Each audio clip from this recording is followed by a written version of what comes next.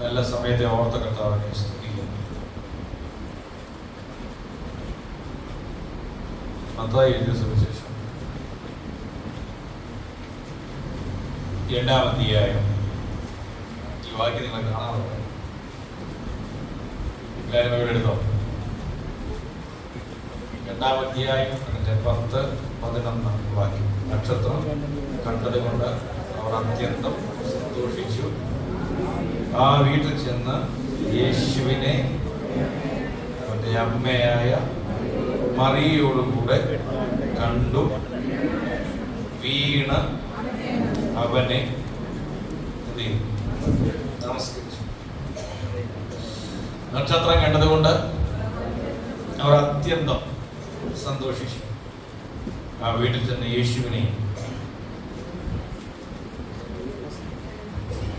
വളരെ സുപരിചിതമായ വാക്യങ്ങളെ നമ്മൾ ഒരുപാട് പ്രാവശ്യം വായിക്കാറുണ്ട്. നക്ഷത്രം ഫോളോയിങ്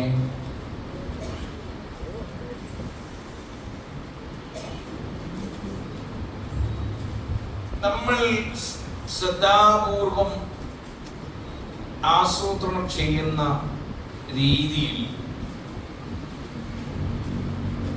ജീവിതം എപ്പോഴും മാറില്ല എന്നത് നിങ്ങളെ ശ്രദ്ധയിൽപ്പെട്ടിട്ടുണ്ടോ? നിങ്ങൾ ആസൂത്രണം ചെയ്യുന്ന തരത്തിലാണോ എപ്പോഴും ജീവിതം മുൻപോട്ട് പോകുന്നത്? ഇതിനൊക്കെ ചില വ്യത്യസ്തത എന്ത് ചെയ്യുന്നുണ്ട് സംഭവിക്കും ജീവിതത്തിനകത്ത്.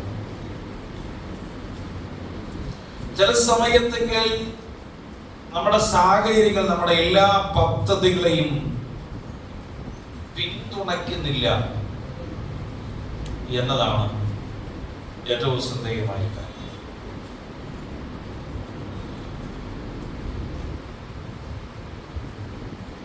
നമ്മുടെ എല്ലാ സ്വപ്നങ്ങളും പൂവണിയാകുന്നു.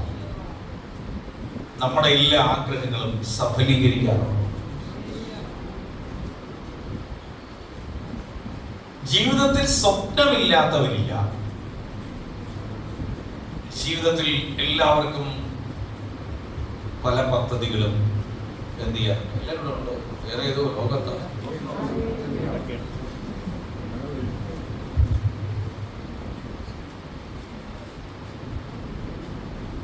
നിങ്ങളുടെ ഏകാഗ്രത പോകുമ്പോൾ എനിക്കറിയാം.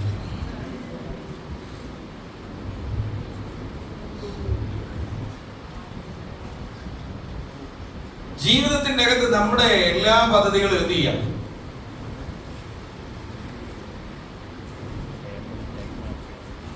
നടപ്പിലാക്കപ്പെടണമെന്നില്ല. നമ്മളൊക്കെ ആഗ്രഹിച്ച തരത്തിൽ, നമ്മളൊക്കെ സ്വപ്നം കണ്ട തരത്തിൽ, നമ്മളൊക്കെ ചിന്തിച്ച തരത്തിൽ, നമ്മളൊക്കെ രൂപകൽപ്പന ചെയ്ത വിധത്തിൽ നമ്മളുടെ ജീവിതം പോയിരുന്നെങ്കിൽ നമ്മളൊക്കെ ഇപ്പൊ അമേരിക്കൻ പ്രസിഡന്റ് ഒക്കെ ആയേനെ.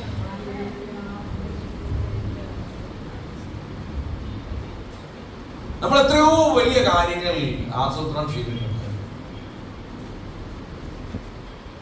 ഒരിക്കലൊരു ദേവദാസൻ, ഒരിക്കലൊരു മനുഷ്യൻ, ഒരു പാവപ്പെട്ട ആളാ ഞങ്ങളുടെ നാട്ടിലുണ്ടായിരുന്ന.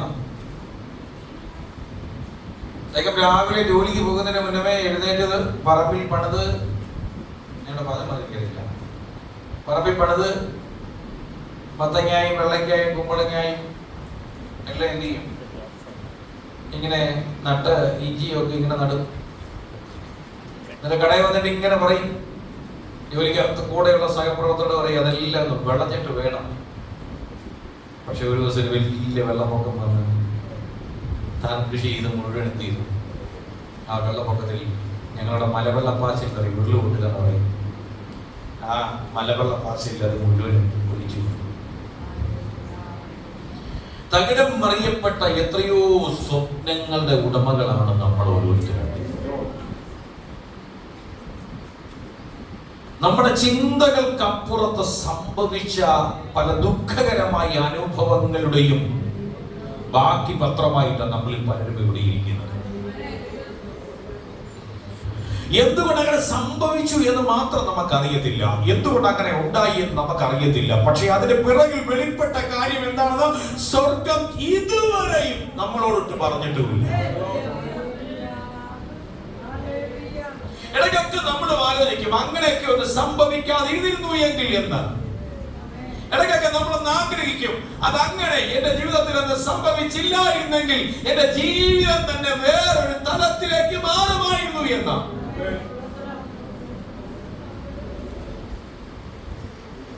എന്റെ ചെറുപ്പത്തിൽ എന്റെ പിതാവിന് തുണിക്കച്ചവടം ഉണ്ടായി. വളരെ ചെറുപ്പത്തിൽ, ഞാൻ 6 ലെവലിലൊക്കെ പഠിക്കുന്ന സമയത്ത്, 8 പഠിക്കുന്ന സമയത്ത് കോഴിക്കോട് തുണി എടുക്കാൻ പോയ സമയത്ത് കയ്യിലിരുന്ന പൈസ മുഴുവൻ 1 രൂപ പോലും ഇല്ലാതെ, അന്നത്തെ ഒരു വലിയ എമൗണ്ട് പോക്കറ്റ് അടിച്ചു. ബസ്സിലേക്ക് കയറുമ്പോൾ പൈസയുണ്ട്, പക്ഷെ ബസ്സിൽ ടിക്കറ്റ് എടുക്കാൻ നോക്കുമ്പോൾ 1 രൂപ പോലും ഒന്നില്ല.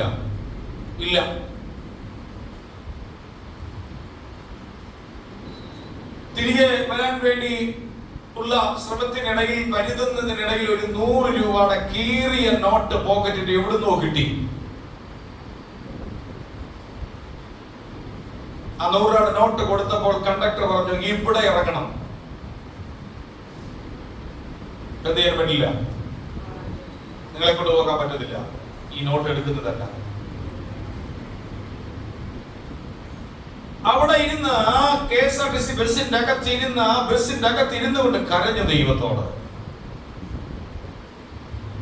എങ്ങനെ നാട്ടിൽ പോകുന്ന അറിയത്തില്ല, ആരോട് പറഞ്ഞാൽ മേടിക്കാൻ. കോഴിക്കോട് എന്ന് പറയുന്ന സ്ഥലത്ത് ഒരു മനുഷ്യൻ പരിചയക്കാരില്ല.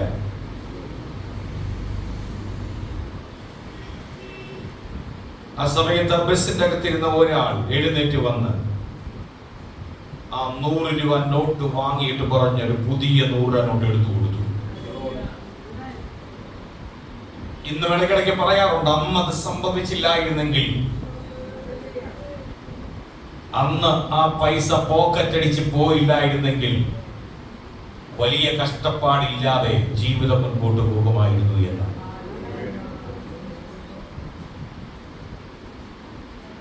നമ്മുടെയൊക്കെ ജീവിതത്തിൽ ഇങ്ങനെയുള്ള അപ്രതീക്ഷിത സംഭവങ്ങൾ ജീവിതത്തിനകത്ത് സംഭവിക്കാറുണ്ട്. ഞാൻ അതിനെക്കുറിച്ചൊന്നും ഭാരപ്പെടുന്നില്ല. ദൈവം ഞങ്ങളെല്ലാം നന്മയാലും ദൈവം ഞങ്ങളെ നടത്തി. ഞാൻ എപ്പോഴും ഓർപ്പിക്കാറുണ്ട്, എന്റെ അപ്പനും അമ്മയ്ക്കും കൈ മുതലായിട്ടുണ്ടായിരുന്നത് പ്രാർത്ഥനയും കണ്ണുനീരും ആരാധനയും മാത്രമായിരുന്നു. ഈ കുഞ്ഞുങ്ങളോട് ഇടക്കിടക്ക് ഞാൻ പറയും, എന്റെ അപ്പന്റെ ആരാധനയുടെയും എന്റെ അമ്മയുടെ കണ്ണുനീരുടെയും അനുഗ്രഹമാ ഇന്ന് ഞങ്ങൾ അനുഭവിക്കുന്നത്, നിങ്ങൾ അനുഭവിക്കുന്നത്. അതുകൊണ്ട് മുട്ടലിരുന്ന് മേടിച്ചതല്ലാതെ, പ്രാർത്ഥിച്ച് നേടിയതല്ലാതെ, സ്വന്തം കൈ അധ്വാനിച്ചു എന്ന് പറയുവാൻ കഴിയുന്ന ഒന്നും ഞങ്ങൾക്ക് സ്വന്തമല്ല. ദൈവസന്നിധിയിൽ ആവശ്യം പറഞ്ഞ് ഇന്നും മുട്ടലിരുന്ന് ദൈവസന്നിധിയിൽ പ്രാർത്ഥിക്കും, കർത്താവേ എനിക്ക് ഇന്ന കാര്യം വേണം, അതിനാവശ്യമായ നന്മ നൽകി തരണമേ എന്ന്.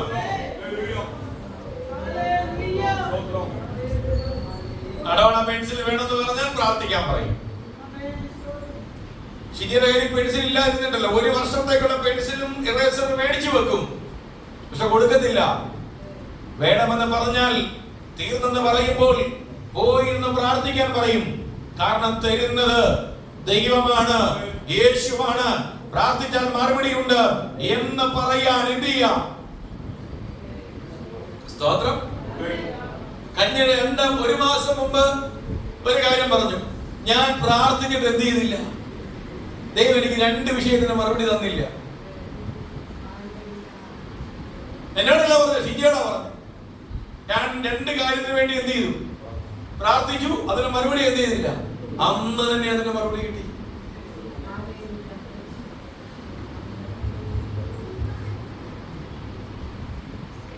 നമ്മൾ കുഞ്ഞുങ്ങളെ പ്രാർത്ഥിക്കാൻ പഠിപ്പിക്കുന്ന അങ്ങനെയാ. ചോദിക്കുന്നതെല്ലാം അന്നാരെ വാങ്ങി കൊടുക്കരുത്, ചോദിക്കുന്നതെല്ലാം അന്നാരെ കൊടുക്കരുത്. കയ്യിൽ പണമുണ്ടെങ്കിലും പോക്കറ്റിൽ ആവശ്യത്തിന് പണമുണ്ടെങ്കിലും അവരോട് പറയണം, ഒരു ദിവസം അവരെ ദൈവ സന്നിധിയിൽ ഇരുത്താൻ പഠിപ്പിക്കണം. അവരുടെ ഭരണവേശുവിനോട് പ്രാർത്ഥിക്കാൻ. ആ പ്രാർത്ഥന അത് കേട്ട് നമ്മൾ മറന്നു പോകരുത്, അത് വാങ്ങി കൊടുക്കുകയും വേണം.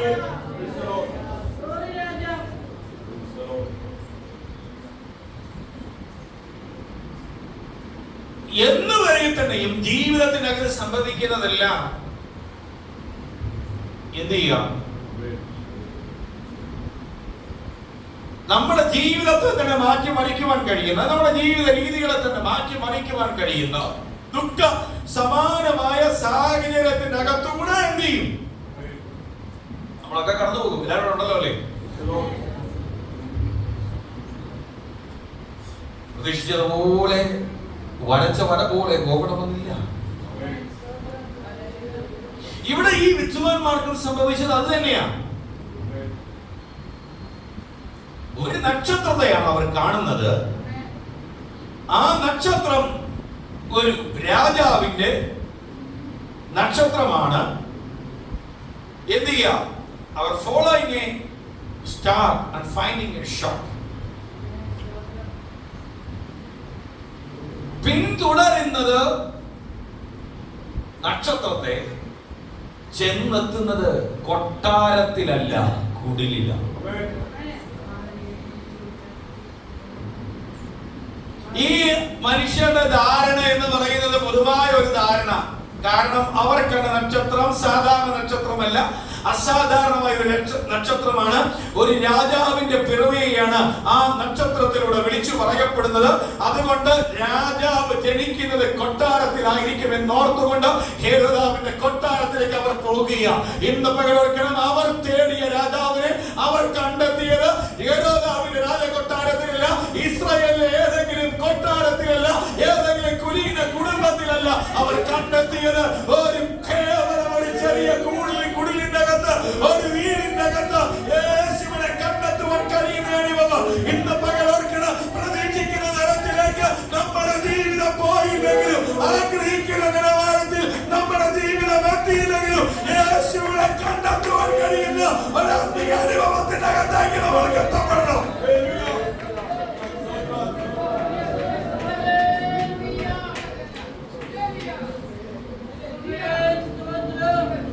കഴിഞ്ഞ ചില വർഷങ്ങളായിട്ട് ഈ ആളുകൾ യാത്ര തുടങ്ങിയതാണ്. മാഗീസ് ഓഫ് ദ ഈസ്റ്റ്, കിഴക്ക് നിന്നുള്ള വിദ്വാൻമാർ. അതിൽ ഒരു തിരുവഴുത്തിൽ, ഒരു എഴുത്തിൽ പറയുന്ന ഇന്ത്യക്കാരനായിരുന്ന ഗോണ്ടഫറസ് എന്ന പഞ്ചാബ് രാജാവും ഉണ്ടായിരുന്നു എന്നാണ്. അദ്ദേഹത്തെ കാസ്പർ എന്നാണ് യഹൂദ എഴുത്തുകളിൽ എഴുതി വെക്കപ്പെട്ടിരിക്കുന്നത്. ഗോണ്ടഫറസ് എന്ന് പറയുന്ന രാജാവ്. ആ ഗോണ്ടഫറസിന്റെ പിന്തുടർച്ച പിടിച്ച സെന്റ് തോമസ് കേരളത്തിലേക്ക് എന്ത് ചെയ്തു? ഇന്ത്യയിലേക്ക് എത്തപ്പെടുന്നത്. ഞാൻ ചരിത്രമായതുകൊണ്ട് ഞാൻ അതിലേക്ക് പോകുന്നില്ല.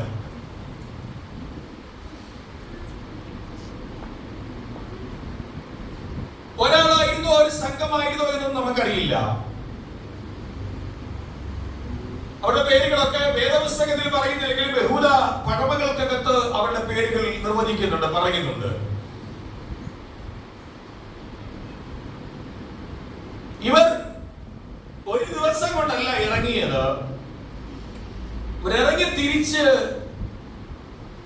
ഏകദേശം 2 വർഷം ഈ നക്ഷത്രം കണ്ട് അവർ യാത്ര തിരിച്ചു. അപ്പോൾ യേശുവിന് ഏകദേശം 2 വയസ്സിനടുത്ത് പ്രായമായിരുന്നു. അതാ ബൈബിൾ തരുന്ന രേഖ. ഹെരോദാവ് വിദ്വാൻമാരോട് യേശു ജനിച്ച സമയവും എന്ത് ചെയ്തു? എല്ലാം വളരെ ആധികാരികമായി എന്ത് ചെയ്തു? ചോദിച്ചു. നക്ഷത്രം 7-ാം വാക്യത്തിനകത്തുണ്ട്. 2-ാം അധ്യായത്തിന് 7-ാമത്തെ വാക്യത്തിൽ, അപ്പോൾ ഹേരോദാവ് വിദ്വാൻമാരെ രഹസ്യമായി വിളിച്ച് നക്ഷത്രം വെളിവായ സമയം അവരോട് സൂക്ഷ്മമായി ചോദിച്ചറിഞ്ഞു. ആ സമയം വെച്ച്, നക്ഷത്രം വെളിവായ സമയം വെച്ച് സൂക്ഷ്മമായി തിരിച്ചറിയപ്പെട്ടത് കൊണ്ടാണ് കൽപ്പന കൊടുക്കപ്പെടുമ്പോൾ 2 വയസ്സിൽ താഴെയുള്ള സകല ആൺകുഞ്ഞുങ്ങളെയും എന്ത് ചെയ്യണം? കൊന്നുകളയണം. അപ്പോൾ ഏകദേശം 2 വയസ്സിനടുത്ത് യേശുവിന് പ്രായമായി.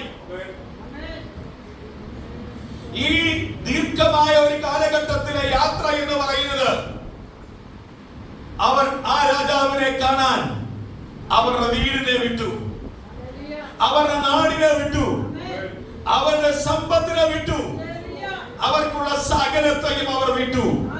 കാണാൻ പോകുന്നത് രാജാവായി പിറന്നവനെയാ കാണാൻ പോകുന്നത്.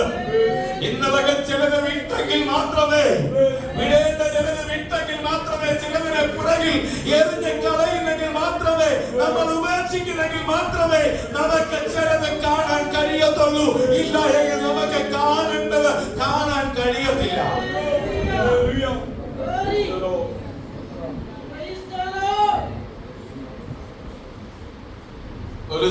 ഭാഷയിൽ പൗലോസപ്പോസ്തലൻ അതിനെ ആർപ്പിക്കുന്ന വാക്കുകൊണ്ട് ക്രിസ്തുവിനെ എന്ത് ചെയ്യാം?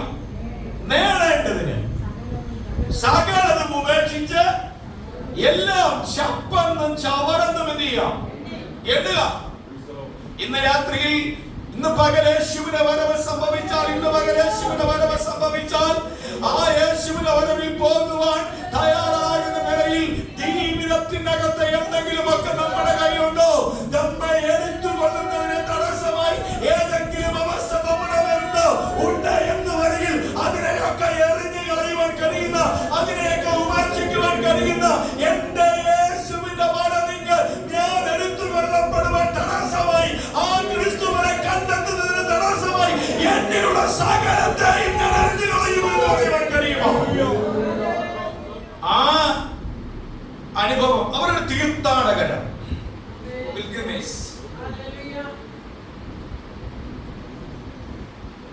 വീട് ഉപേക്ഷിച്ചു, കൂട് ഉപേക്ഷിച്ചു, കൂട്ടുകാർ ഉപേക്ഷിച്ചു, സകലതും ഉപേക്ഷിച്ച് അവർ ആഗ്രഹിച്ചതിനെ കണ്ടുമുട്ടുന്നത് വരെയും ഒരു പ്രതികൂലത്തെയും വകവയ്ക്കാതെ അവർ അവരുടെ യാത്ര തുടർന്നുകൊണ്ടേയിരുന്നു.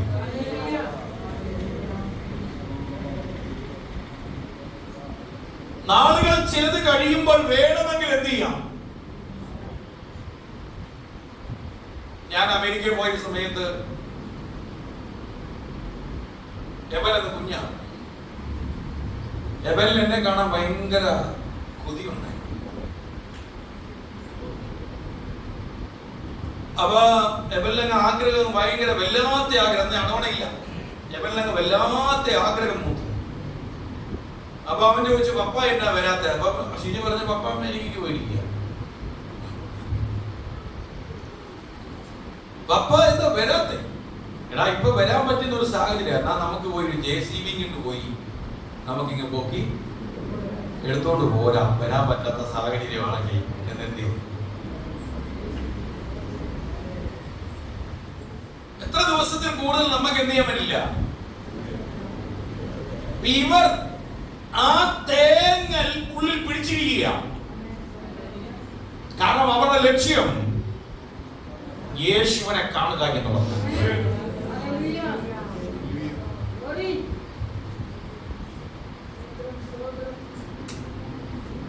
അന്നത്തെ കാലഘട്ടം യാത്രയ്ക്ക് പറ്റിയ സമയമല്ല. ആ കാലഘട്ടം കള്ളന്മാരുടെ, കൊള്ളക്കാരുടെ ആപത്തുകൾ വഴിയിൽ പതിയിരിക്കുന്ന സമയമാണ്. റോമ സാമ്രാജ്യത്തിന്റെ ഉത്ഭവത്തോടെയാണ് വഴിയിലെ കൊള്ളക്കാരെ കുറെയൊക്കെ അമർച്ച ചെയ്യപ്പെട്ടത്. കടൽ കൊള്ളക്കാരെയും ചരിത്രം, കടൽ കൊള്ളക്കാരെയും കരയിലുള്ള കൊള്ളക്കാരെയും വഴിയാത്രികരെ ആക്രമിക്കുന്ന, മൃതപ്രായനായോ മരണാസനമായോ അല്ലെങ്കിൽ കൊന്നുകളയുകയോ ചെയ്യുന്ന, നമ്മൾ വായിക്കുന്നു, വചനത്തിനകത്ത് കാണുന്നുണ്ട്, നല്ല ശബരിയാക്കാരന്റെ ഉപമയിൽ യാത്രകൾ അത്ര എളുപ്പമല്ല, യാത്രകൾ അത്ര സുരക്ഷിതമല്ല. പക്ഷെ സുരക്ഷിതമല്ലാത്ത യാത്രകളുടെ നടുവിലും അവർ നേരിടപ്പെടുന്ന എല്ലാ അസുരക്ഷിതത്വത്തെയും മാറ്റി നിർത്തിക്കൊണ്ട് ഒറ്റ ലക്ഷ്യം, ഞങ്ങൾ ഒന്ന് കണ്ടു, ഞങ്ങൾ ഒരു ദർശനം കണ്ടു, ഞങ്ങൾ സ്വർഗത്തിൽ, ഞങ്ങൾ ആകാശത്ത് ഒരു നക്ഷത്രം കണ്ടു. ആ നക്ഷത്രം ഒരു സാധാരണ നക്ഷത്രമല്ല, അതൊരു അസാധാരണ, ഒരു സാധാരണ മനുഷ്യന്റെ ജനനമല്ല, ഒരു അസാധാരണക്കാരന്റെ ജനനമാണ്. അതൊരു രാജാവിന്റെ ജനനമാണ്, ലോകത്തെ ഭരിക്കുവാൻ പോകുന്ന ഒരു രാജാവിന്റെ ജനനമാണ്. അതുകൊണ്ട് ആ രാജാവിനെ ഒന്ന് പോയി കാണണമെന്ന ആഗ്രഹത്തോടെ എല്ലാ സുഖ സൗകര്യത്തെയും വലിച്ച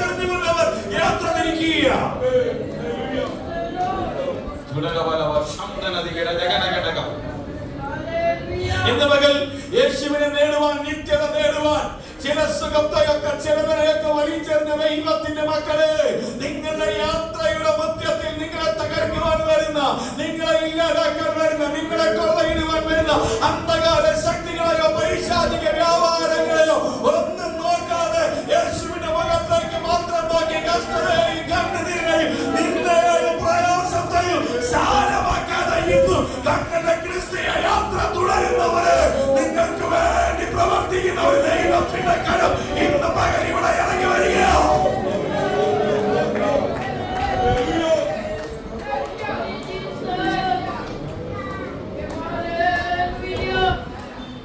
അല്പസമയത്തേക്ക് അവരുടെ നോട്ടം ഒന്നു മാറി. ഭൗതിക മണ്ഡലം, സൈദ്ധാന്തിക മണ്ഡലം ആത്മമണ്ഡലത്തെ കീഴ്പ്പെടുത്തി. അവരുടെ ജ്ഞാനത്തെ, ദൈവിക ദർശനത്തെ, അവരുടെ ബുദ്ധി അകലമാക്കി.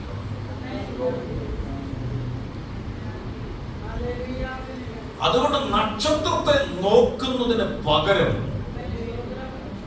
ചിന്താമണ്ഡലത്തെ ആശ്രയിക്കുവാൻ കാരണമായി മാറി.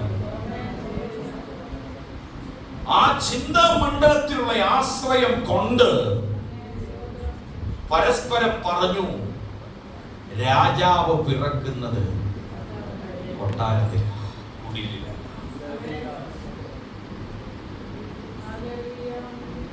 നക്ഷത്രത്തിൽ നിന്നുള്ള ഗതി മാറി കൊട്ടാരത്തിലേക്ക് നോക്കി. അതുകൊണ്ട് അവർ കൊട്ടാരത്തിലെത്തി. ഇന്ന് പകൽ ഒരു കാര്യം ഓർക്കണം, നമ്മെ വിളിച്ച വിളി നാം മറക്കരുത്. നമുക്ക് നൽകി തന്ന ദൈവിക ദർശനത്തെ നാം മറക്കരുത്. നമുക്ക് കിട്ടിയ ദൈവിക വെളിപ്പാടിനെ നാം മറക്കരുത്. അങ്ങനെ മറന്നാൽ അതിന്റെ പ്രത്യാഘാതം വലുതായിരിക്കും. നിങ്ങൾ അന്വേഷിക്കുന്നത് നിങ്ങൾ ചെന്നിടത്ത് കണ്ടെത്തി എന്ന് വരത്തില്ല. അവിടെ അതിനെ കാണുവാൻ കഴിയത്തുമില്ല. വിദ്വാൻമാർ ആഗ്രഹിച്ചതിനെ കൊട്ടാരത്തിൽ കിട്ടിയില്ല. വിദ്വാൻമാർ തേടിയത് കൊട്ടാരത്തിൽ ഉണ്ടായിരുന്നില്ല. അവർക്ക് പോലും മനസ്സിലാക്കുവാൻ കഴിയാത്ത വിധത്തിൽ എന്ത് ചെയ്തു? രാജാവിന്റെ അടുക്കൽ ചെന്ന് ചോദിക്കുക, യഹൂദന്മാരുടെ രാജാവായി പിറന്നവൻ എവിടെ? ഞങ്ങൾ അവന്റെ നക്ഷത്രം കണ്ടു, വന്നതെന്തിനാ? അവനെ നമസ്കരിക്കാനാണ്.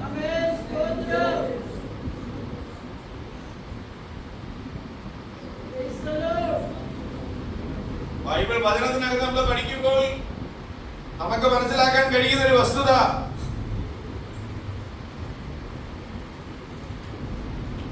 സ്വാഭാവികമായിട്ടുള്ള അവരുടെ ചിന്താമണ്ഡലമാ അവരെ കൊണ്ട് കൊട്ടാരത്തിൽ എന്ത് ചെയ്തത്? എത്തിച്ചത്. നമ്മളെ പാടാറുണ്ട്, ഈ വഴി വളരെ ഇടുക്കഞ്ഞാരൂക്കം ആരിതു കടന്നി. ഇടുക്കവും ഞെരുക്കവുമുള്ള പാത വിട്ട് വിശാലവും സമ്പന്നവുമായിരിക്കുന്ന പാതയിലേക്ക് തിരിയപ്പെടുമ്പോൾ കൈമോശം വരപ്പെടുന്നത്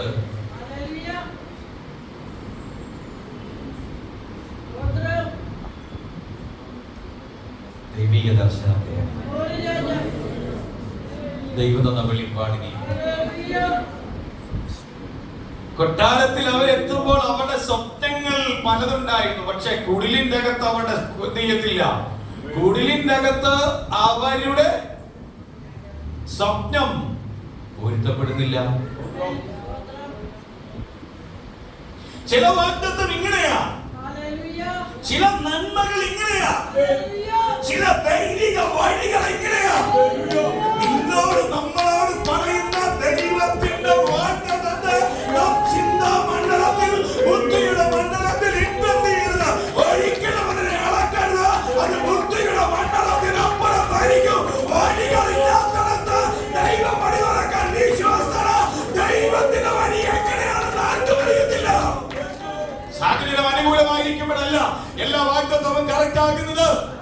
സാഹചര്യം ഒന്നുമില്ലാതിരിക്കുമ്പോഴും, ഒരു സാധ്യതയുമില്ലാതിരിക്കുമ്പോഴും, ഒരു കാര്യവും സാധിക്കാതിരിക്കുമ്പോഴും, ഇനിയൊന്നും നടക്കത്തില്ല എന്ന് പറയുമ്പോഴും സ്വർഗ്ഗത്തിന് പ്രവർത്തിക്കാൻ കഴിയും.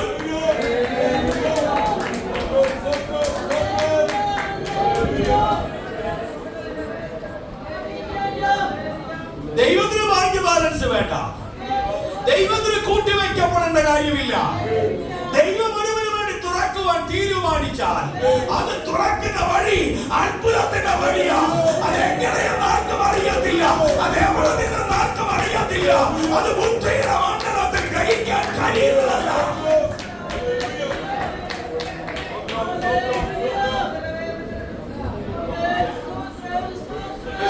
ഒരു സമൂഹം ആളുകൾ നിന്ന് ഇറച്ചി ചോദിക്കുക. നാളെ എന്ത് ചെയ്യണം?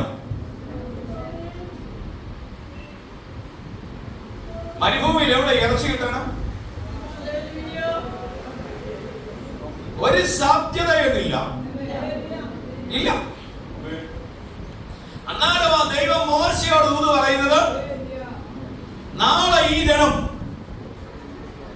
ഇറച്ചി എന്ത് ചെയ്യും? കഴിക്കും, തിന്നും. മോശയ്ക്ക് തിരി. ഈ വരുന്ന ജനത്തിനെ എന്നെ മോശ പറഞ്ഞു, എന്റെ കൂടെയുള്ള ജനം കർത്താവെ നീ വിചാരിക്കുന്നത് കുറച്ചൊന്നുമല്ല, ഇത് വലിയൊരു ജനസംഖ്യ ഉണ്ട്. ഈ ജനത്തിന് മുഴുവൻ കർത്താവ് കാളകളെ അറക്കുമോ? സംശയം. ഇന്ന് പകൽ പരിശുദ്ധാത്മാവ് ചില വ്യക്തികളോട് വളരെ ആഴമായി പരിശുദ്ധാത്മാവിൽ വചനത്തിന്റെ വെളിപ്പാടിൽ ദൈവിക ദൂത് പറയുന്നു. അസാധ്യമായ ചില കാര്യങ്ങളെ സംബന്ധിച്ച് പ്രാപിച്ച ചിലത് ഇതിനകത്ത് ഇരിപ്പുണ്ട്. അത് ബുദ്ധിയുടെ മണ്ഡലത്തിൽ അടക്കപ്പെടരുത്. കർത്താവ് പറഞ്ഞത് നടക്കും.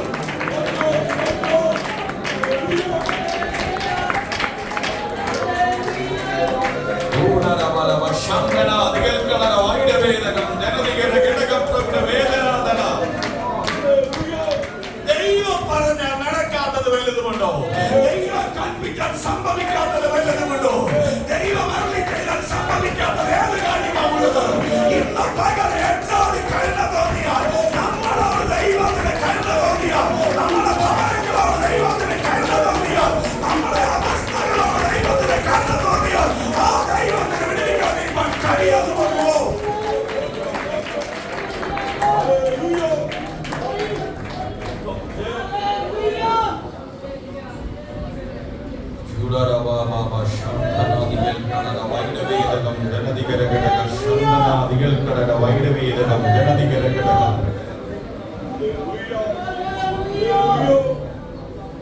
പിറ്റേ ദിവസം രാവിലെ മിസ്രൈമിൽ നിന്ന് പുറപ്പെട്ട ഇസ്രായേലിന്റെ പാളയത്തിന്റെ അടുത്ത് കാട എന്ത് ചെയ്യാൻ തുടങ്ങി? വന്നു നിൽക്കൂ. സ്തോത്രം. കുറച്ച് പിടിച്ചവനും, ഹലോ, കുറച്ച് പിടിച്ചവനും എത്ര പിടിച്ചു? 10 പറ പിടിച്ചു. ഇവിടെ ഒരു ബിബ്ലിക്കൽ എക്കണോമിയുടെ ഒരു തത്വം കൂടി ഉണ്ട്. ഈ ദൈവത്തിന് അളന്നു കൊടുത്താൽ കർത്താവ് എന്ത് ചെയ്യും? അളന്ന് തരും. അളവില്ലാതെ കൊടുത്താൽ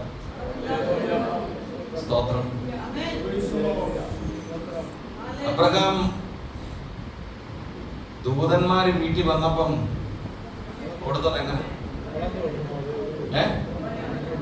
ഒരിടങ്ങഴി മാവ്, പിന്നെ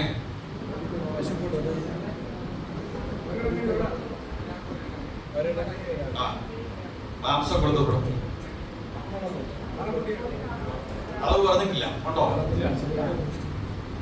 അതുകൊണ്ട് ആ മന്ന പറക്കുമ്പോ ദൈവം പറഞ്ഞു, ആ അളവുക്ക് മന്ന മാവ് അളന്നു കൊടുത്തു. ദൈവം മാവ് അളന്നു കൊടുത്തു, മന്ന അളന്നു കൊടുത്തു. മാംസം അളവില്ലാതെ കൊടുത്തു. അതുകൊണ്ട് എത്ര പിടിക്കണമെന്ന് ദൈവം എന്ത് ചെയ്തില്ല? പറഞ്ഞില്ല. ഈ ദൈവം കൊടുക്കുന്നത് ദൈവത്തിന്റെ മഹത്വത്തിനൊക്കെ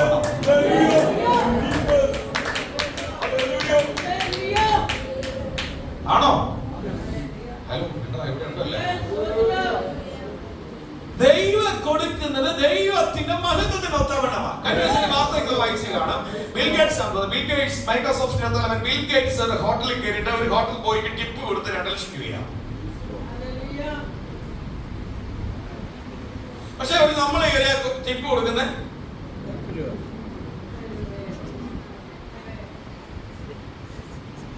നമ്മുടെ കയ്യിലുള്ളത് പോലെ അല്ലേ? അപ്പം കൊടുക്കുന്നത് എങ്ങനെ?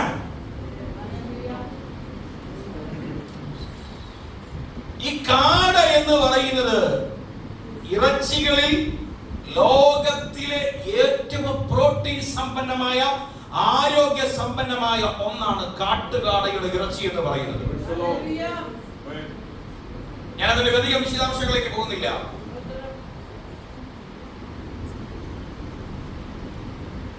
ദൈവത്തിന്റെ പ്രവൃത്തി എന്ന് പറയുന്നത് നമ്മുടെ ബുദ്ധിക്കകത്ത് നിൽക്കുന്നതല്ല. ദൈവം പിറ്റേ ദിവസം കൊടുത്തപ്പോൾ മോശയ്ക്ക് അത്ഭുതം. വീഡിയോ കാണാതിരുന്ന് ഗ്രഹിണി പിടിച്ച പിള്ളേരെ ചക്കക്കൂട്ടാൻ കണ്ടതുപോലെ അല്ലേ? ഗ്രഹിണി പിടിച്ച പിള്ളേർക്ക് ചക്കക്കൂട്ടാൻ കിട്ടിയതുപോലെയാ കാടയിറച്ചി കിട്ടിയപ്പോ അവന്റെ മൂക്കിന്റെ അകത്ത് വരത്തക്ക വിധത്തിൽ എന്ത് ചെയ്തു? അതെന്നാ തീറ്റയായിരിക്കും കഴിക്കുന്നത്. ഞാനിങ്ങനെ ഇടയ്ക്ക് ഓർക്കാറുണ്ട്, നമ്മളൊക്കെയാണ് ആഹാരം കൂടുതൽ കഴിച്ചു കഴിഞ്ഞാൽ ശ്വാസം. നമുക്കിവിടെ ഡയഫ്രം എന്ന് പറഞ്ഞ സാധനമുണ്ട് ഈ ഇവിടെ ഇങ്ങനെ മെഡിക്കലി ഇല്ലേ? ആ ഡയഫ്രം ആണ് നമ്മുടെ ആമാശയത്തെയും ശ്വാസകോശത്തെയും തമ്മിൽ എന്ത് ചെയ്യുന്നത്? വേർതിരിക്കുന്നത്. ഈ ആമാശയത്തിന്റെ അകത്ത് ആമാശയം നിറയുന്നതിനനുസരിച്ച് ഈ ഡയഫ്രം മുകളിലേക്ക് വരും. അപ്പൊ അത് ശ്വാസകോശത്തെ ഞെരുക്കുന്നത് കൊണ്ടാണ് ഈ ശ്വാസം മുറൽ എന്ത് ചെയ്യുന്നത്? ആഹാരം കൂടുതൽ കഴിക്കുമ്പോൾ ഉണ്ടാകുന്നത്. അപ്പൊ കുറച്ച് കഴിച്ചാൽ മതി എന്നുള്ളത് എല്ലാവർക്കും ഉണ്ടാവും. ഈ പണ്ട് ഒരു തിരുമേനിയോട് പറഞ്ഞിങ്ങനെ, തിരുമേനി ഇങ്ങനെ ഡയഫ്രം ഒക്കെ വീഴ്ത്ത് വയറൊക്കെ ഇങ്ങനെ വീഴ്ത്ത്, ഉദാഹരണമാണ് നമ്പൂതിരി ഫലിതത്തിനകത്ത് വേണ്ടതാണ്. ഇങ്ങനെ എന്ത് ചെയ്യാ, ഇങ്ങനെ നിൽക്കുമ്പോൾ പറഞ്ഞു, എന്റെ പൊന്ന് തിരുമേനി കുറച്ച് വായിക്കാത്തോടെ ഒരു വിരലിട്ടിട്ട് എന്ത് ചെയ്തരും, കുറച്ച് ശബ്ദിച്ചാൽ എന്നാൽ ഈ ശ്വാസം മൂടൽ എന്ത് ചെയ്യും പോകുന്നത്. ഇപ്പോൾ ഞെടാ ഒരു വിരലിടാൻ ഇടയുണ്ടാകുന്ന 2 പൂവമ്പഴങ്ങൾ ഞാൻ എന്ത് ചെയ്തു. ഇവന്മാരിതെല്ലാം വലിച്ചു വാരി തിന്ന് മൂക്കിന്റെ അകത്തൂടെ എല്ലാം വന്നു കഴിഞ്ഞിട്ട് ഇത് കടിച്ചു കഴിഞ്ഞ് അജീർണത നിമിത്തം അതിസാരം പിടിച്ചു. ബൈബിൾ പറയുന്നതാണ്, ഞാൻ പറയുന്നതല്ല. ഇന്ന് പകൽ ഞാൻ എന്റെ വാക്കുകൾ വളരെ വേഗത്തിൽ പോകട്ടെ. നമ്മൾ പ്രതീക്ഷിക്കുന്ന മണ്ഡലത്തിലല്ല ദൈവത്തിന്റെ വിടുതൽ വെളിപ്പെടുന്നത്.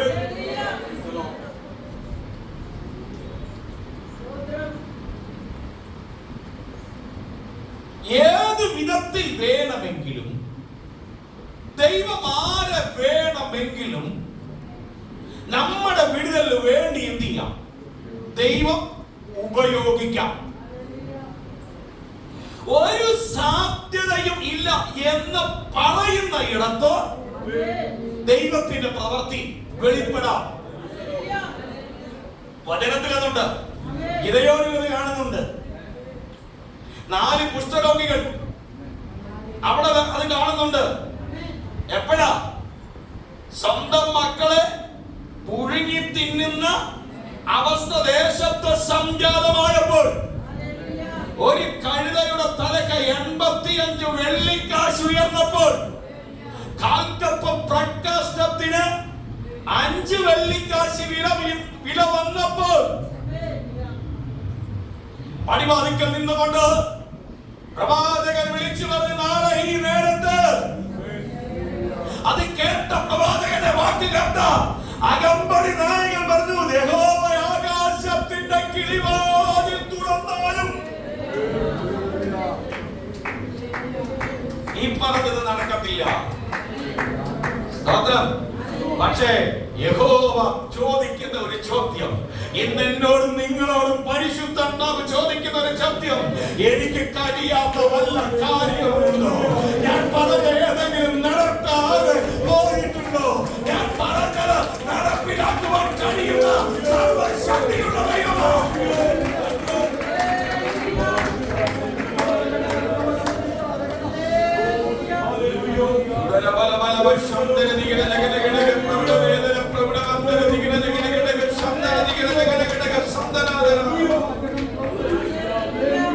ദൈവം പറഞ്ഞാൽ നടക്കും. ഒരുപാട് അനുഭവങ്ങളുണ്ട് അതിനെ സംബന്ധിച്ച്, ഞാൻ അതിലേക്കൊന്നും പോകുന്നില്ല.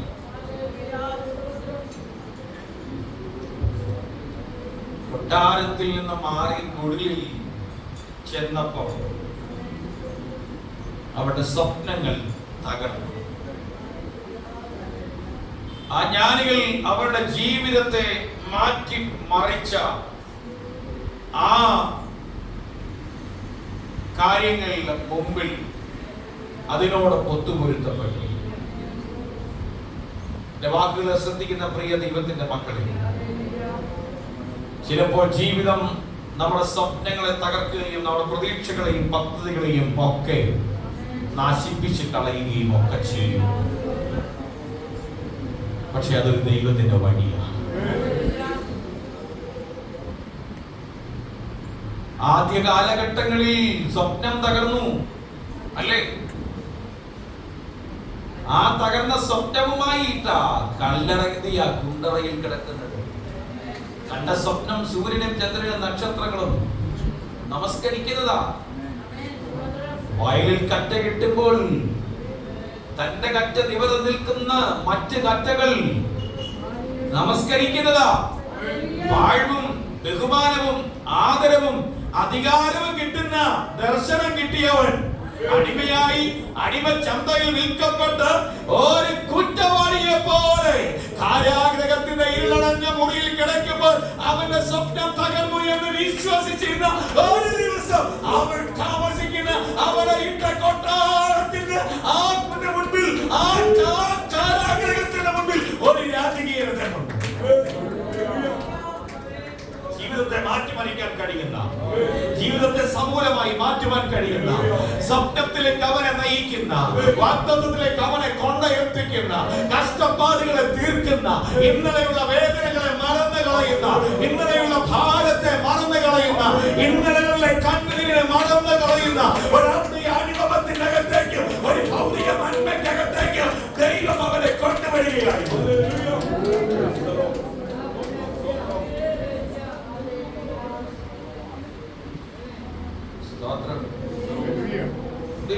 നമ്മുടെയൊക്കെ ജീവിതത്തിന്റെ അകത്ത് ദൈവം നമ്മെ ഓരോരുത്തരെയും കൊണ്ട് എത്തിക്കുന്ന ആ സമയം, ജീവിതത്തിന്റെ സാഹചര്യങ്ങളിൽ ഇവർ കർത്താവിനെ ആരാധിപ്പാൻ വന്നു. പക്ഷെ അവർ ആഗ്രഹിച്ച ഇടത്ത് അല്ല അവരുടെ ആരാധന വെളിപ്പെട്ടത്. എങ്കിലും അവർ അവരുടെ ആരാധന നഷ്ടമാക്കിയില്ല. ജീവിതത്തിൽ എല്ലാ സാഹചര്യവും അനുകൂലമായി കഴിയുമ്പോൾ ആരാധിക്കുന്ന ആരാധനയല്ല ദൈവത്തിന് ആവശ്യം. ജീവിതത്തിൽ ഏത് പ്രതികൂലത്തിലൂടെ കടന്നു പോകുമ്പോഴും ദൈവത്തെ പൂർണ്ണ മനസ്സോടെ ആരാധിക്കാൻ കഴിയുന്ന ആരാധനയെ ദൈവം ആഗ്രഹിക്കുന്നത്.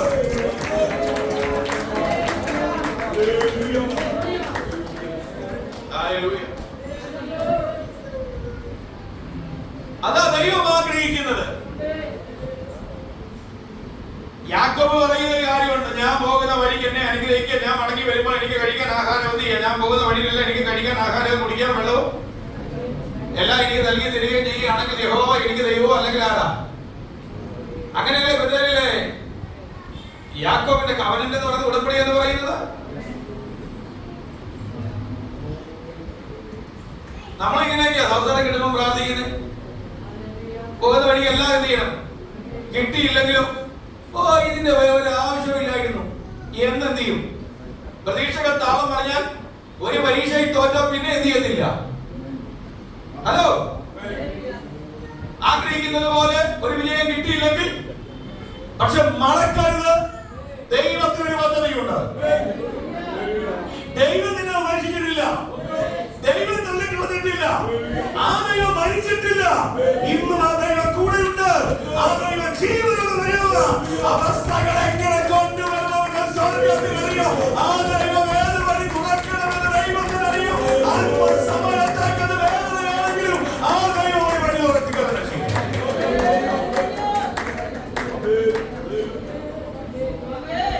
നമ്മൾ ആഗ്രഹിച്ചിട്ടല്ല നമ്മൾ ഈ ലോകത്തിലേക്ക് വന്നത്. മാതാപിതാക്കളെ തെരഞ്ഞെടുക്കുവാൻ ദൈവം നമുക്ക് അവസരം ഒരുക്കി തന്നില്ല. നമ്മുടെ ബുദ്ധി എത്രമാത്രം ഉണ്ടായിരിക്കണമെന്ന് തെരഞ്ഞെടുക്കുവാൻ നമുക്ക് ദൈവം അവസരം തന്നില്ല. ദൈവം തന്ന ബുദ്ധിയും ദൈവം തന്ന കഴിവും ദൈവം തന്ന മാതാപിതാക്കളും ദൈവം തന്ന ദേശവുമാണ് നമുക്കുള്ളത്. അതിന്റെ നടുവിൽ നമുക്ക് വേണ്ടി ദൈവമായി ഈ ലോകത്തിലേക്ക് അയക്കുമ്പോൾ നന്മയ്ക്ക് വേണ്ടിയുള്ള ചിലതുകൂടെ ദൈവം അതിനെ കൂടെ ഒരുക്കിയിട്ടുണ്ട്. എങ്കിൽ ഏത് സാഹചര്യത്തിൽ കടന്നു പോയാലും കർത്താവിനെ ആരാധിക്കാൻ നമുക്ക് കഴിയണം.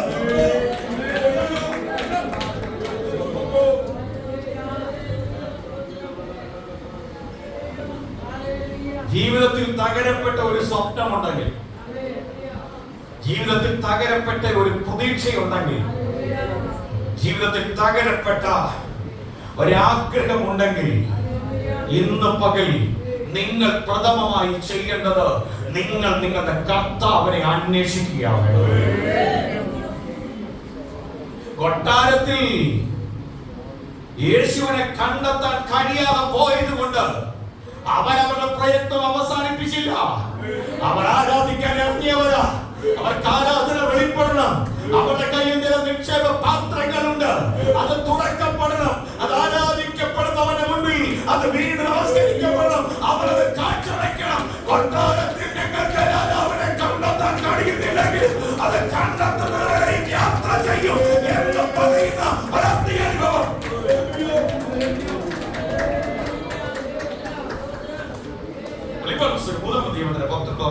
വാക്യം വെളിപ്പാട് Revelations chapter 3 verse 19. എനിക്ക് പ്രിയപ്പെട്ടവരെയൊക്കെ ഞാൻ ശാസിക്കുകയും ശിക്ഷിക്കുകയും ചെയ്യുന്നു.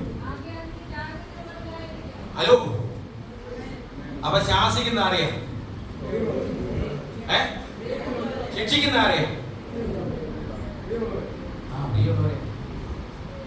സ്തോത്രം. ഇടയ്ക്ക് ഇടണം കിട്ടും ഓർക്കണം. ദൈവത്തിന് സ്നേഹമുണ്ട്. ഇടയ്ക്കൊരു പരാജയം ഉണ്ടാക്കി ഓർക്കണം. ദൈവത്തിന് സ്നേഹമുണ്ട്. മക്കളെ പ്രിയപ്പെട്ടവരെ, നിങ്ങളുടെ വഴി തിരിക്കാൻ ദൈവം നിങ്ങളെ തിരഞ്ഞെടുക്കുന്ന മാർഗം ഏതായിരിക്കും നിങ്ങൾക്ക് അറിയത്തില്ല. ക്രൂരമായ പരിഹാസത്തിന്റെയോ വാക്കുകളോ നിന്നയുടെ വാക്കുകളോ നിങ്ങളുടെ ചെവിക്കകത്ത് കയറരുത്. അതിനെയെല്ലാം ദൂരെ എറിഞ്ഞു കളയണം. കാരണം ദൈവം നിങ്ങൾക്ക് വേണ്ടി കരുതുന്നത്.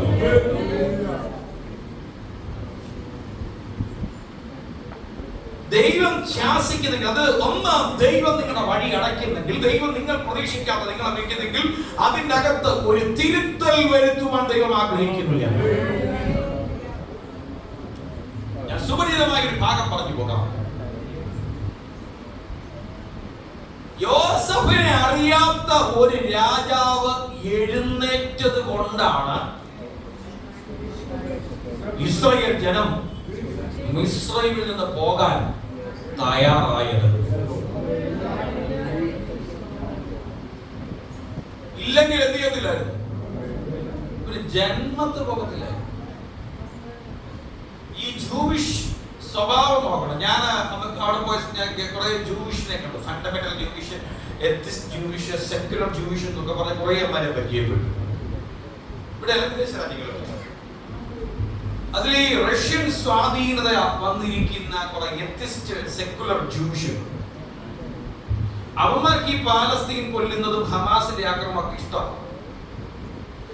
അവര് പറയുന്നത് യഹൂദന്മാരാണ് ക്രൂരന്മാരെന്നുള്ള ആ ഒരു ചിന്താഗതി. അതുകൊണ്ട് അവരെ ജന്മത്ത് എന്ത് ചെയ്യത്തില്ല. അവര് പറയുന്നത് ഞങ്ങൾ എന്ത് ചെയ്യുന്നില്ല, ഈ സുവിശേഷം ചെന്നിട്ട് ഞങ്ങൾ പോകില്ല, ഞങ്ങൾ താമസിക്കും. ഞങ്ങളുടെ ഫണ്ടമെന്റൽ ആയിട്ടുള്ള ആളുകളുണ്ട്. അവര് അവസരം കിട്ടാൻ ഇങ്ങനെ നോക്കിയിരിക്കുക. ഈ ജൂഡിയ, പാലസ്തീൻ, ഇസ്രായേൽ, വിദേശ പോകാം. ഇവന്മാർ ഇത്രയൊക്കെ ആയിട്ടും നിങ്ങളൊന്ന് ആലോചിച്ച് നോക്കുകയും മരുഭൂമി ചെന്നപ്പോ ഇറച്ചി കിട്ടാതെ വന്നപ്പോൾ പറയാം നമുക്ക് തിരിച്ചു പോയേക്കാം.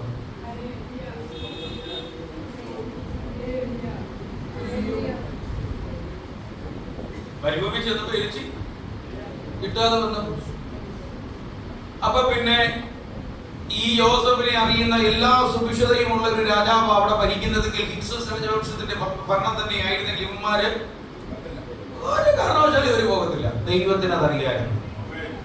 അതിനാദ്യം ദൈവം രാജത്വം മാറ്റി നമ്മുടെ മുമ്പിൽ അടയപ്പെടുന്ന ചില വടികളുടെ കലയുടെ കുഞ്ഞുങ്ങളെ, നമ്മുടെ മുൻപിൽ അടയപ്പെടുന്ന ചില വടികൾ കണ്ടുകൊണ്ട്, നമ്മുടെ മുമ്പിൽ കൊട്ടി അടയപ്പെടുന്ന ചില വാതിലുകളെ കണ്ടുകൊണ്ട്, അടയപ്പെടുന്നതിനെ ഓർത്ത് ഭാരപ്പെടേണ്ട. തുറക്കാൻ കഴിവുള്ളവരുടെ കരത്തിൽ പിടിച്ചിട്ടുണ്ട്.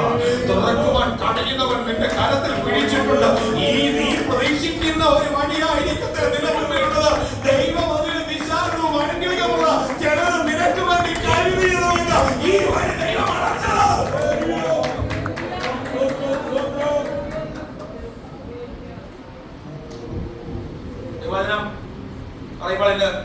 രണ്ടാമത്തെ കാര്യം എന്ന് പറയുന്നത് ദൈവം വഴി അടയ്ക്കുന്നതിന് മുമ്പ് യോബിന്റെ പുസ്തകം 1-ാം അധ്യായത്തിനകത്തുണ്ട്.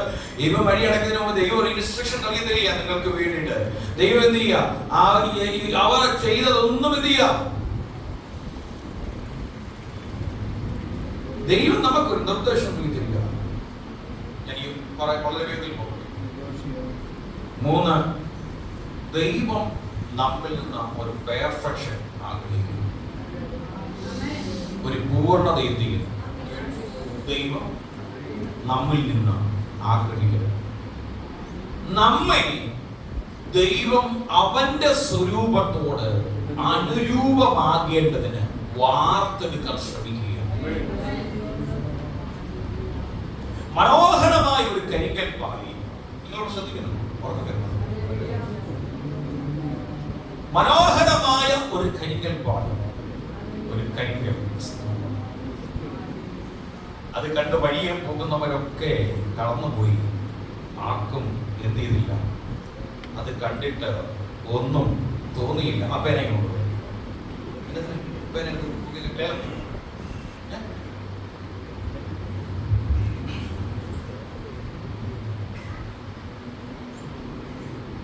ഞാൻ ആ കരിങ്കൽ കണ്ടിട്ട് ആരും എന്ത് ചെയ്തില്ല. പക്ഷേ കരവിഞ്ഞതുള്ള ഒരു ശില്പി അതിലേക്ക് കടന്നു. എല്ലാവരും കണ്ടിട്ടും ആ കരിങ്കലിനോട് ഒരു ആകർഷണീയതയും തോന്നിയില്ല. പക്ഷേ മനോഹരമായ ആ ശില്പിക്ക് എന്തോ തോന്നി. അവന്റെ കയ്യിലിരുന്ന ചുടിയും ചുറ്റികയും എടുത്ത് അതിന്റെ ഓരോ ഭാഗത്തും അല്പാൽപമായി കൊത്തി കൊത്തി നീക്കാൻ തുടങ്ങി. അത് വേദനയുള്ളതാ, വേർപെടുത്തപ്പെടുക, ഒരുക്കപ്പെടുന്ന ഭാഗം എന്ത് ചെയ്യുക?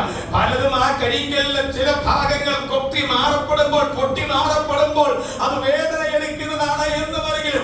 അല്പകാലങ്ങൾ കഴിഞ്ഞപ്പോൾ ഏവർക്കും ആകർഷണീയമായ മനോഹരമായ ശില്പമായി അതിനെ വളർത്തെടുക്കുവാൻ ഒരു ശില്പിക്ക് കഴിയുന്നത് പോലെ കായ്ക്കുന്നത് അധികം കായ്ക്കേണ്ടതിന്, അവന്റെ സ്വരൂപത്തോട് അനുരൂപപ്പെടേണ്ടതിന് നമ്മളെ പ്രതിമയായി രൂപാന്തരപ്പെടുത്തുവാൻ കർത്താവ് ആഗ്രഹിച്ചുകൊണ്ട് ദൈവം നമ്മുടെ മക്കളുടെ കടന്നുപോയി.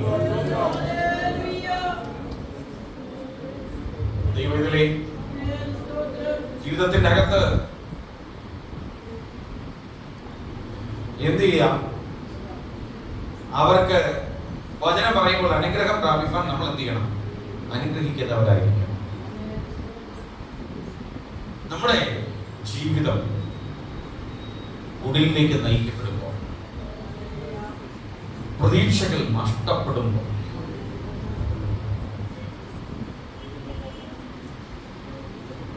നാം ഓർക്കേണ്ട ഒരു വസ്തുത, നമ്മുടെ ജീവിതത്തിന്റെ എന്ത് ചെയ്യാം അനുഭവം എന്തായി? അവർ ഈ കുടിലെത്തിയപ്പോൾ എക്സ്പീരിയൻസ്ഡ് സേവിംഗ് ഗ്രേസ്, ദൈവത്തിന്റെ വിടുവിക്കുന്ന ശക്തി, കരം എന്തെന്നവർ തിരിച്ചറിഞ്ഞു. They experienced a sustained grace. ഒന്ന്, രക്ഷാകരമായി കൃപയനുഭവിച്ചു. 2, നിലനിർത്തപ്പെടുന്ന സസ്റ്റൈൻ ഗ്രേസ്, നിലനിർത്തപ്പെടുന്ന കൃപയനുഭവിച്ചു. ഞാൻ വിശദീകരിക്കുന്നില്ല, അവർക്ക് മനസ്സിലായി ഒരു ദൈവമാണ്. ആ കുടിലേക്ക് അവരെ കൊണ്ടുവന്നത് ആ ദൈവമാണെന്ന് മനസ്സിലായി. അവരുടെ മുൻപിൽ പ്രത്യക്ഷപ്പെട്ടിട്ട് പറഞ്ഞു, വന്ന വഴിയായി മടങ്ങി പോകരുത്. എന്ത് ചെയ്ത? ആ വഴിയായിട്ട് എന്ത് ചെയ്യരുത്? മടങ്ങി പോകരുത് എന്ന് എന്ത് ചെയ്യുക? ഹെരോദാവിന്റെ അടുക്കൽ മടങ്ങി മടങ്ങി പോകരുത് എന്ന് സ്വപ്നത്തിൽ അരുളപ്പാടുണ്ടായിട്ട് വേറെ വഴിയായി സ്വദേശത്തേക്ക് മടങ്ങിപ്പോയി. നോക്കണം, ദൈവത്തെ അനുസരിക്കുന്ന അനുസരണം, ദൈവത്തെ അനുസരിക്കുന്ന അനുസരണം എത്ര ആഴമാണ്. ആ ദൈവത്തെ അനുസരിക്കുന്നത് പ്രതീക്ഷ പോലെ ഒന്നുമല്ല സംഭവിച്ചത്, ചിന്തകൾക്ക് വിരുദ്ധമായത്. പക്ഷേ അവർക്കറിയാം, അവരിറങ്ങിയത് ആ ദൈവത്തെ ആരാധിക്കാൻ. നാം ഒരു കാര്യം ഓർക്കണം, 2 കൊരിന്ത്യർ ലേഖനം 12-ാം അധ്യായത്തിന്റെ 19-ാമത്തെ വാക്യത്തിനകത്ത് ദൈവവചനത്തിനകത്ത് ഓർപ്പിക്കുന്ന ഒരു വസ്തു, നമ്മുടെ ജീവിതം നമുക്ക് ആവശ്യമായ ആ കൃപ അനുഭവിക്കുമ്പോൾ, നമ്മൾ കരുതുന്നത് പോലെ ജീവിതം മുൻപോട്ട് പോകാതിരിക്കുമ്പോഴും, ജീവിതം നമ്മെ നിരാശപ്പെടുത്തുമ്പോഴും, ദൈവം ഒരിക്കലും എന്റെ തിന്മയ്ക്കായിട്ടൊന്നും ചെയ്യത്തില്ല, എന്റെ നന്മയ്ക്കായി മാത്രമേ ദൈവം പ്രവർത്തിക്കത്തുള്ളൂ എന്ന് പറഞ്ഞുകൊണ്ട്, എന്ന് ആത്മാർത്ഥമായും ദൈവസഭയിൽ ഏൽപ്പിച്ചുകൊണ്ട് നമ്മുടെ നിക്ഷേപ പാത്രങ്ങളെ നമുക്ക് തുറന്ന് ഒരു ആരാധന ആ ദൈവസഭയിൽ അർപ്പിക്കാം.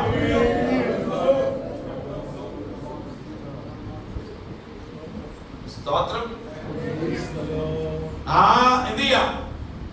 കുടിലേക്ക് നയിക്കുമ്പോഴാ കൊടുക്കാനുള്ള സമയം, കുടിലേക്ക് നയിക്കുമ്പോൾ ആരാധന വെളിപ്പെടുത്തുന്ന സമയം. ആ കുടിലോടുള്ള സാഹചര്യത്തിലുള്ള പ്രതികരണം എന്ന് പറയുന്നത് എന്ത് ചെയ്യുക? സ്തോത്രം. ദൈവം തിന്മയ്ക്കായി തീരാ ഒന്നും ചെയ്യത്തില്ല. മക്കളെ, പ്രിയമുള്ളവരെ, കുഞ്ഞുങ്ങളോട് പറയുന്നുള്ള ഞാൻ പറഞ്ഞത്, അതുകൊണ്ട് നിങ്ങൾ ശ്രദ്ധിക്കണം. നിങ്ങളെല്ലാവരുടെ പേരെനിക്ക് അറിയാവുന്ന കൂടെ എന്ത് ചെയ്തോണം, ഓർത്തോ.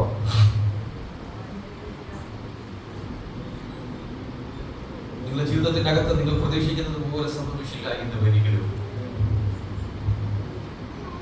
കരുതുന്ന ഒരു ദൈവമുണ്ട്, കാണുന്ന ഒരു ദൈവമുണ്ട്. ആ ദൈവം തുറക്കുന്നത് ആർക്കും അറിയാൻ കഴിയത്തില്ല. ദൈവം നാം ആഗ്രഹിക്കുന്ന പാതയിൽ നമ്മളെ കൊണ്ടെത്തിക്കുമ്പോൾ, ഞാൻ എന്റെ വാക്കുകളിൽ ഉപസംഹരിക്കുവാൻ ആഗ്രഹിക്കുമ്പോൾ, ദൈവ മക്കളായ നമ്മൾ ഇന്ന് പകൽ മറക്കുക, ഒറ്റയ്ക്കല്ല, നമ്മൾ ആശ്രയമില്ലാത്തവരല്ല, ആരുമില്ലാത്തവരല്ല, എല്ലാവരും ഉപേക്ഷിക്കപ്പെട്ടവരല്ല. നമുക്ക് വേണ്ടി കരുതുവാൻ ഒരു സ്വർഗം ഇന്നും ജീവനോടെയുണ്ട്, ഒരു സ്വർഗം ഇന്നുമുണ്ട്. ആ ദൈവം നമ്മുടെ കൂടെയുണ്ട്.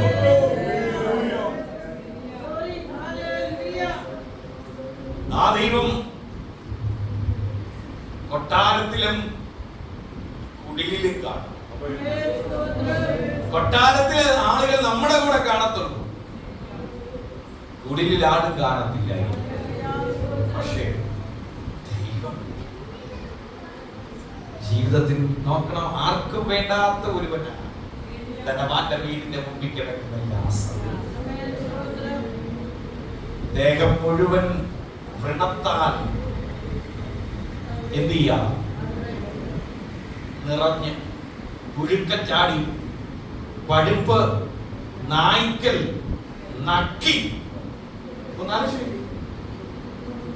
നക്കുന്ന അവസ്ഥയുള്ള, അപ്പം നമ്മളുടെ സാഹചര്യം എന്ത് ചെയ്യാം, ആ വ്രണങ്ങൾ നക്കുന്ന യജമാനത്ത് എന്ത് ചെയ്യാം, അതിന്റെ നടുവിൽ എല്ലാവരും കൈവിട്ടു. പക്ഷേ സ്വർഗം അവന് വേണ്ടി കാത്തിരിക്കുകയാണ്. അവന്റെ ആത്മാവിനെ കൊണ്ടുപോകാൻ ദൂതന്മാർ കാത്തു നിൽക്കുക. അവന് വേണ്ടി ദൂതന്മാർ നോക്കി നിൽക്കുക. നല്ലൊരു അടക്കം കിട്ടി കാണത്തില്ല, നല്ലൊരു ശുശ്രൂഷ അടക്കത്തെ കിട്ടി കാണത്തില്ല, നല്ല കാര്യമൊന്നും അവന് കിട്ടി കാണത്തില്ല. പക്ഷെ ഭക്തി കൈവിടാത്തവന്റെ ആത്മാവിനെ കൊണ്ടുപോകാൻ ദൂതന്മാർ കാത്തു നിൽക്കുന്നത് പോലെ ദൈവത്തിന്റെ മക്കളെ, ദൈവത്തിന്റെ പ്രിയമുള്ളവരെ, നമ്മളെ കരുതുന്ന ഒരു ദൈവത്തിന്റെ കൃപയുണ്ട്. ആ ദൈവ സാന്നിധ്യത്തിൽ ഇന്ന് പകൽ നമുക്ക് ആശ്രയിക്കാം. ആ ദൈവ സാന്നിധ്യത്തിൽ നമുക്ക് ഇവർക്കുമായിരിക്കും.